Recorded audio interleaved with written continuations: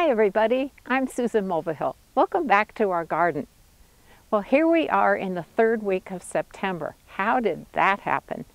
And we haven't had a frost yet, but it is very chilly today. So I thought what I'd do today is discuss the different things that you can be doing in your garden, both your vegetable garden and the ornamental part of your landscape. And I've got a lot to cover, so let's get started.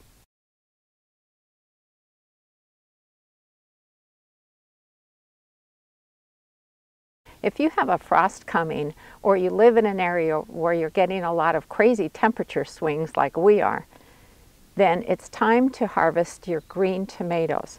And I'm going to show you what I do to get them to ripen. Now I'm down in our dark basement, and I've got something called an orchard rack from Gardener's Supply.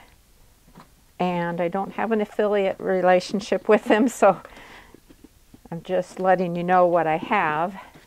And this model has 5 drawers, and it is a really slick way to store tomatoes.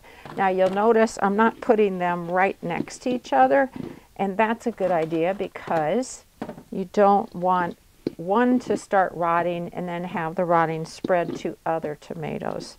So I like to keep them a little bit apart. If you do not have a setup like this, all you have to do is put your tomatoes on a sheet of newspaper and then cover them with another sheet of newspaper to keep them in the dark, because the key is to keep them dark and they will ripen for you. It's amazing. I'm going to put the more ripe ones in this top drawer so I can keep an eye on them more easily, so I know right when they're ready to be picked, if you will. A lot of folks have been asking me when it would be safe to harvest their main crop potatoes. And usually what you do is you wait until you've had a couple of frosts and the foliage turns brown completely.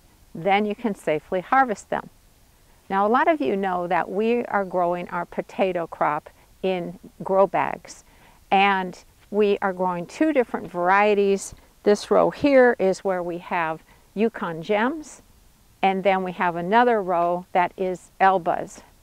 So the Elbas still have regular looking foliage for this time of year, but a few weeks ago the foliage in the Yukon Gem bags completely turned brown and died, and we were going, okay, is that normal for the variety, or is there something they didn't like? Because both sets of grow bags for the 2 varieties got the exact same care. But this gives me a perfect opportunity to empty one of the bags so we can see what we've got in there. And it also will underscore why we like growing potatoes in grow bags so much. Okay, here's one of the bags. I'm just going to pull out the dead foliage, which is pretty easy.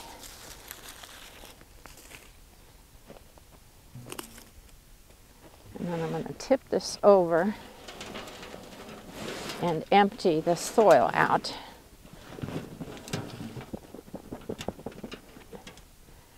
And that's one of the reasons I like grow bags so much, is because in order to harvest the potatoes, I don't have to use a shovel or a trowel and risk cutting into and damaging any of the potatoes, which is what happened different times when we were harvesting from potatoes that were grown in raised beds. So let me get a basket and we'll see what we've got. Now I'm always asked where I got this harvest basket. These are so hard to find now. I actually bought it at the Northwest Flower and Garden Festival in Seattle quite a few years ago. Now it's almost impossible to find. But if you do a web search for harvest baskets or wire harvest baskets, you can find some that are very similar. Okay, I love this part of growing potatoes because it's always like digging for buried treasure.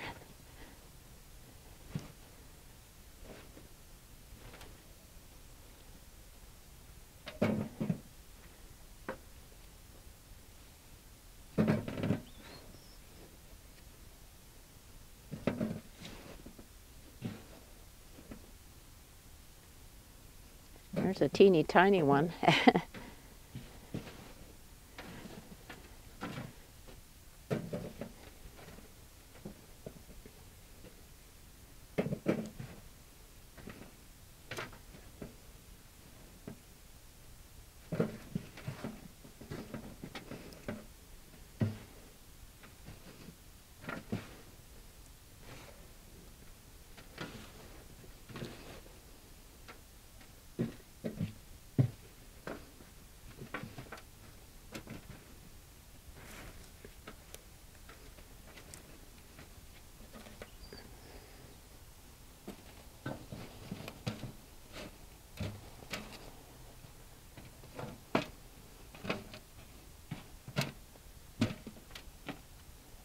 Well, it's not a massive harvest, but it's not too bad for a single bag. If you are going to harvest your potatoes and use them immediately, then go ahead and wash them off. If you want to store them, what I would do is put them somewhere maybe dark for a few days to let the soil dry off.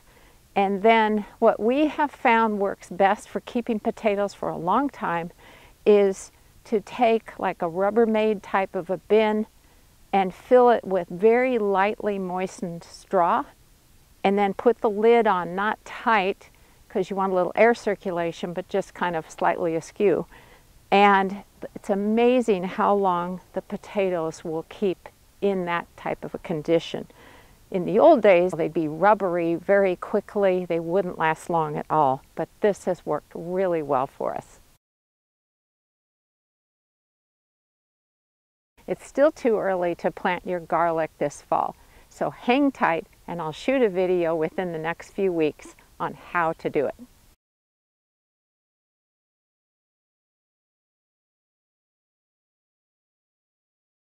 Did you move some of your houseplants outdoors for the summer? If so, be sure to bring them indoors before you get any frost. But check over the plants and the pots for any insects so you don't bring them inside with your plants. If you're growing roses, take a good close look at your plants to make sure there aren't any really long canes that are going to whip around in the winter winds, because that can damage the plant and other plants around it. And now is the time to take care of that. So I'm just going to cut mine back a little bit.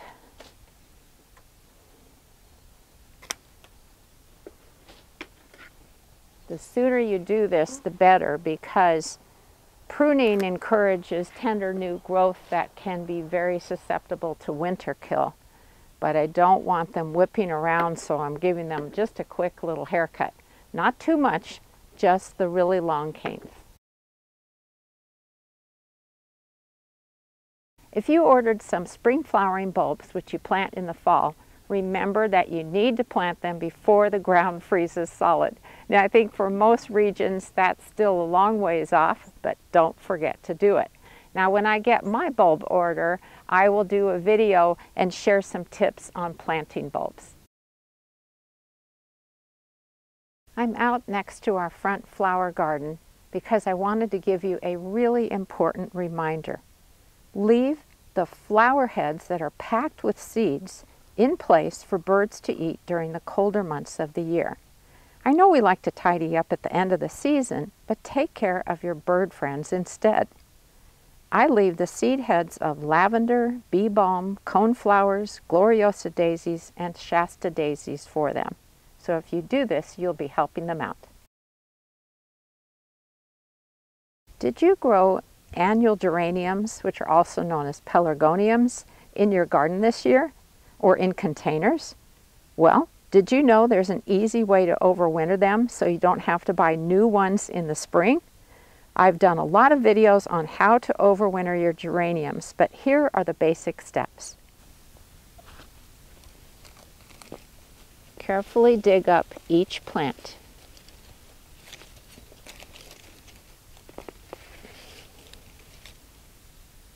Gently knock the soil off of the root ball.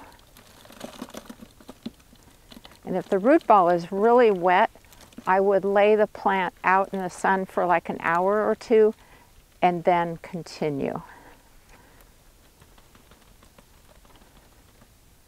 Remove any old dead leaves or flower stems.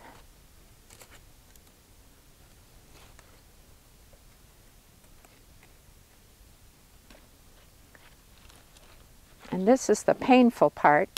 You want to cut off any flower heads or flower buds.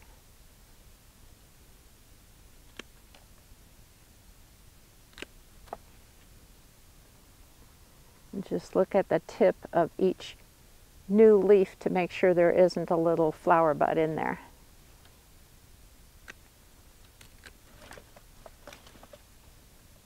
I know that seems a little extreme, but that's what you need to do. Put the prepared plant into a cardboard box. And you know, if your box isn't long enough, then it's okay to trim off a little bit of the tall growth. Now, ordinarily I use a really large box, but I couldn't find one. So I will switch to that because I have probably a dozen geraniums to overwinter. But what I do is, in a larger box, I just kind of alternate the way the plants are oriented. And then when the box is full, I'm just going to loosely put the flaps on because I don't want to seal the box. I want to have some airflow, but I want them in the dark. I move them to our basement and I keep them in the box for a few months. And once a month, I check on the plants to make sure there isn't any kind of mold going on. In February, I take them out of the box, and amazingly enough, you will see some tiny new bits of growth. You're also going to see a lot of dead leaves, but that's just normal. And that's when you're going to pot them up and go from there. But this method is so easy, and it saves you a ton of money because pots of geraniums have gotten really expensive these days, and if you need half a dozen or a dozen of them for your garden, that's a lot of money. So if you can sort of recycle the plants every year, that is cool. Okay, that should keep you out of trouble for a while. Don't you just love seeing the fall foliage starting to appear in your landscapes? This is an American cranberry bush, and it's just starting to turn color. I hope you enjoyed today's video. Thanks so much for watching.